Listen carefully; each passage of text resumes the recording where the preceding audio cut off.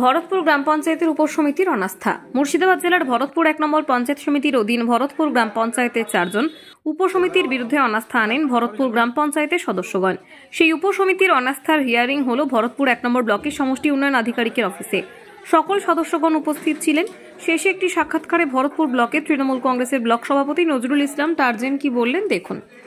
এখন ভরতপুর পঞ্চায়েতের আমাদের যে মেম্বার আজকে আপনারা দেখছেন, সেখানে টোটাল 28টা মেম্বার এবং 3টে পঞ্চায়েত সমিতি, মানে 31 জনের আমাদের একটা ভরতপুর পঞ্চায়েত তার বডি।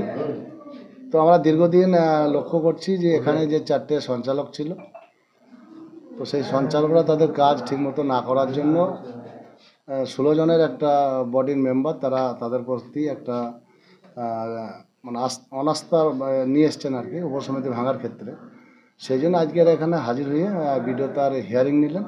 আগামী দিন যাতে ভরতপুর ব্লকের বা ভরতপুর বিশেষ করে গ্রাম পঞ্চায়েত উন্নয়নটা থেমে না থাকে, বা সঞ্চালক ভালো সঞ্চালক নিয়ে এসে সেই কাজগুলোকে আগামী দিন যাতে আমরা ত্বরান্বিত করতে পারি, সেই জন্য আজকে বিডিও সাহেবের হিয়ারিংয়ে ওনারা হাজির হয়েছিলেন, আমরা এখানে এসে উপস্থিত হয়েছি। দাদা, এই যে 4 জন সঞ্চালকের বিরুদ্ধে ওটা তো তৃণমূলেরই, কোনো বক্তব্য নেই আমাদের ওই বিষয়ে। আমি তো আগেই বলে দিচ্ছি, উল্টোপাল্টা কোনো বক্তব্য করা যাবে না। যারা কাজ করে না সে যেই হোক, তৃণমূলের না, তারা কংগ্রেসে আছে এখনো বর্তমানে, যেহেতু ডেভেলপমেন্টে তারা বাধা দিচ্ছে। সেই ক্ষেত্রে আমরা নিয়ে এসছি তাদের। তারা তৃণমূলে যোগ দিয়েছিল যে, আমি বললাম না, কোনো বিতর্ক মন্তব্য আমি করতে চাই না, ঠিক আছে।